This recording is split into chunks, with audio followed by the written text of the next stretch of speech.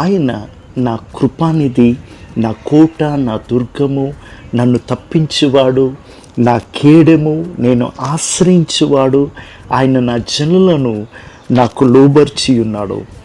కీర్తన 144 2వ వచనంలో కీర్తనకారుడు ఇటు విధంగా చెప్తున్నాడు. ఆయన ఎంత సర్వకృపానిధి అంటే ఆయనే కోటై ఉన్నాడు, దుర్గమై ఉన్నాడు, తప్పించువాడై ఉన్నాడు, ఆశ్రయమై ఉన్నాడు, కేడమై ఉన్నాడు. ఒక చిన్న దోమ కాటు వల్ల ఒక వ్యక్తి, ఒక గొప్ప రాజు చనిపోయాడంట. మన దేవుడు మనల్ని కాపాడకపోతే మన జీవితంలో మనము ఇంతవరకు రాలేం ప్రియులారా. ఆయన మన మంచి కాపరై మన పాదములను తొట్టిల్లుకుంటా మన మరణము నుంచి తప్పించిన దేవుడు ఈ రోజుకి కూడా ప్రతి అపాయం నుండి మనం తప్పించేవాడైనాడు. మన కాలు జారుకుంటా తొట్టిల్లుకుంటా మన నిలబెట్టు మంచి కాపరి, మన కృపానిధి అయిన దేవుడై ఉన్నాడు.